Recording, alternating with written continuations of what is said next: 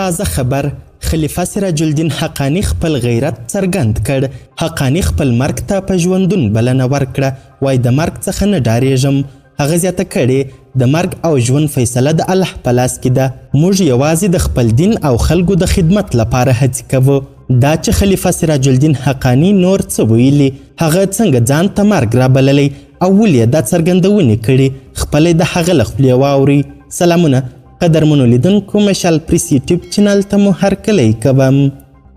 موږ د حالاتو ته چې ګورو دا 2-3 ورځې د مخه چې موږ هلته پشتیپې ته مزار شریف ته د جناب قدرمن او اقتصادي مرستیال د رئیس الوزرا صاحب سره ولاړو او بیا مختلفو خلکو ردونه کول چې مناسب نه وای چې په یو طیاره کې دومره مسؤلین ملګري د ولاړ شي یو ځای ته.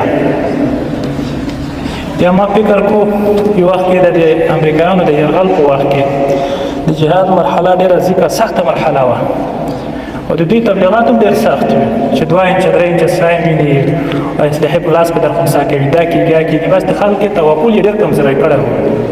موږ په خپل وخت کې مرحوم والد صاحب ته ورغلو رحمت الله علیه ته یو څه پلانونه راسره وي د دې کوم د مجلس چې ورته کوو چې دا مشکلات دي دا مشکلات دي، دا یې داسې مسکی شو ویې خندل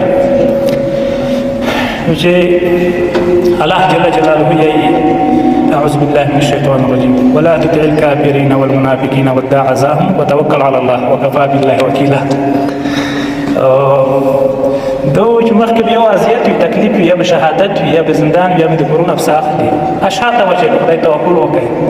د جهاد هم په داسې بې احتیاطۍ کړی دی، وطن په داسې بې احتیاطۍ ازاد کړی دی، توکل غواړي. ما بله ورځ چاته وویل چې د وطن په ابادۍ کې به هم داسې بې احتیاطي کوي انشاءالله. تاسو ورخطا کېږئ ما اذا جاء اجلهم لا یستأخرون ساعة ولا یستقدمون. بې اجله مرګ نشته، خو تدبیر صحیح دی. خلوانتوب چې کوم دی چې د وطن په ازادۍ کې موږ د لونۍ مینه ښکاره کوله، نن مې په ابادۍ کې انشاءالله کوي. تاسو ګورئ دا تحدیث بنعمت کې وګورئ، لئن شکرتم لازیدنکم ولئن کفرتم ان عذابی لشدید.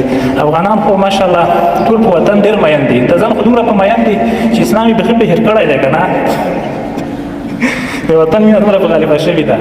خو اوس د وطن د ازادۍ د ابادۍ وخت راغلی دی. ګورئ پخوا به موږ دا سوچ کړو، صفا صفا خبر به سره کړو، ځکه د واقعیتونه چې سره وایي بې سړي سره خلاصې کړي. سوچ به کړو بېادبي د ما چېرته دراز ورکړ، چېرته حمله وکړي. په 4 ولایاتو د افغانستان کې بس دغه پلانونه جوړېدل. اوس دغه پلانونه دي چې وطن څنګه آباد کړي، څنګه یې جوړ کړي، څنګه یې سره وګنډي، څنګه یې سره یو ملت کړي. قدرمن او عزتمن خلیفه سراج الدین حقانی دا څرګندونې وروسته له هغه وکړې چې د قوشتېپې کانال د لومړي فاز پرانیستنې ته د خلیفه سراج الدین حقانی په ګډون د اسلامي امارت لوړپوړو چارواکو په یوه الوتکه کې سفر کړی و او د هغو د ژوند د خطر په اړه عام ولس او د اسلامي امارت نورو غړو اندېښنه ښودلې وه او د دغه لوړپوړو چارواکو دغه کار یې په کلکو ټکو غندلی و. د هغې جملې څخه یو هم ستر جنرال موبین خان و. موبین خان ویلي وه چې د دومره مشرانو سفر په یوه الوتکه کې یو احمقانه کار دی. که چیرې د امریکا او پاکستان لخوا دغه الوتکه په نښه سوې وای نو افغانستان به بې سرپرسته پاتې سوی وای. هغه ویلي چې د افغانستان د فضا د اشغال شاهدان هم یو، خو بیا هم داسې کړنه یو لیونتوب دی. د اسلامي امارت یو بل پلوي او تبلیغاتي مبلغ تواب عبدالله هم د اسلامي امارت د مشرانو دغه کار غندلی دی او هغوی ته د احتیاط څخه د کار اخیستلو ویلي. قدرمنو لیدونکو، د ویډیو له کتلو مو نړۍ مننه.